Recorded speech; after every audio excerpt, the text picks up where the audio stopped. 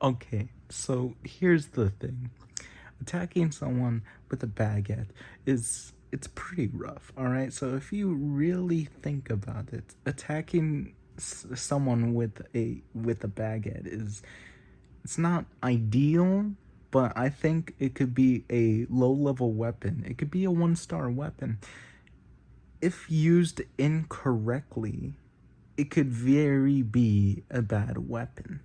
So let's break this down. All right. So if you hit someone with the front side of the loaf, then it's not going to be great because bread is soft, and soft it is inside. If you take a look at it, it's full of holes. It's very unstructurally stable.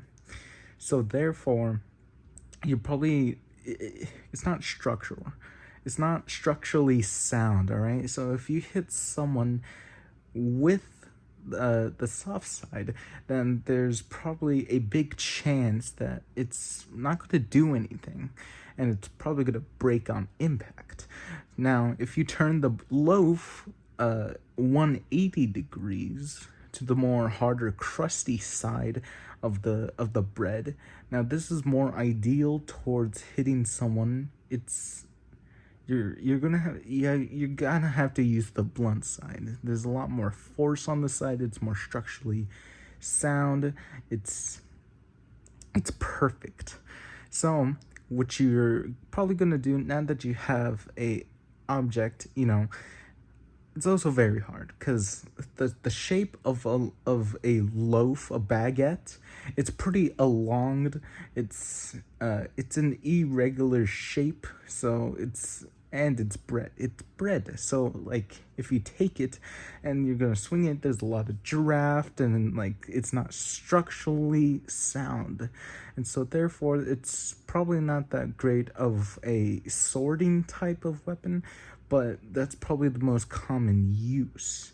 So if you properly wield it correctly, if you take the bread, hold it so the blunt side is facing away from you.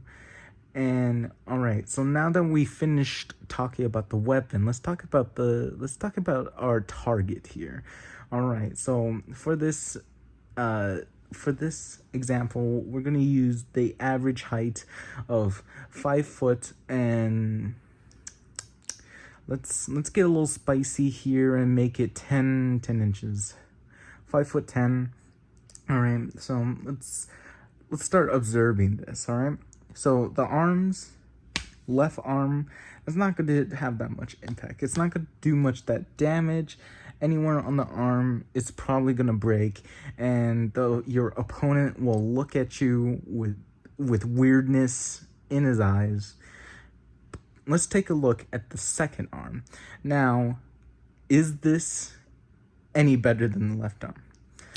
Maybe, maybe not. All right, so let's look at this, because if you hit at any point during the arm, you can't hit it, right? No, no, no, no.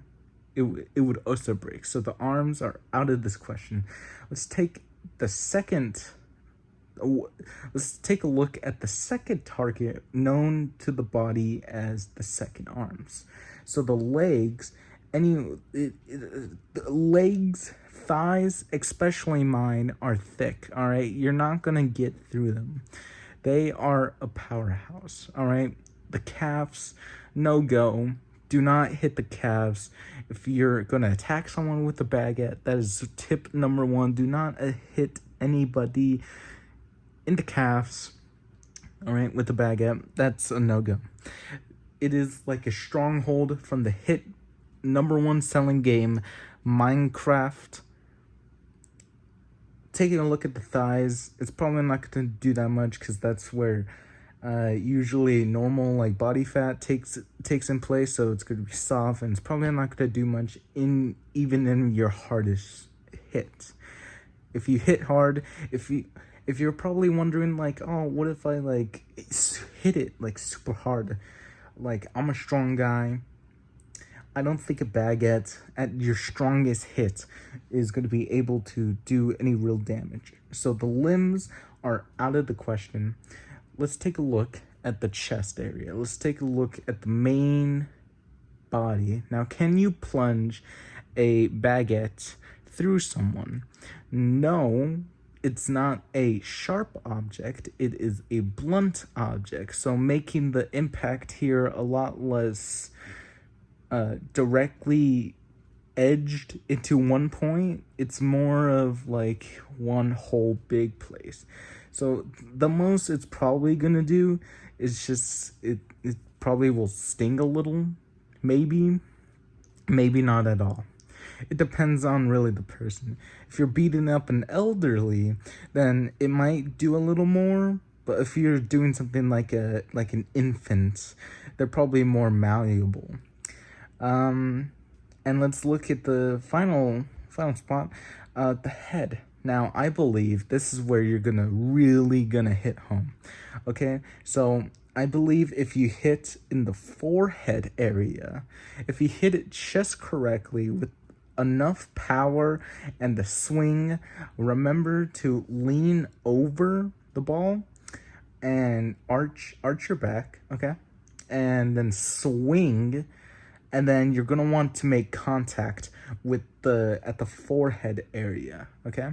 So when you're hitting this, if you hit it just hard enough, the hard side will collide with the forehead, and because there's enough force, it will force their head to hit their brain, therefore causing a concussion, and you have successfully won the battle.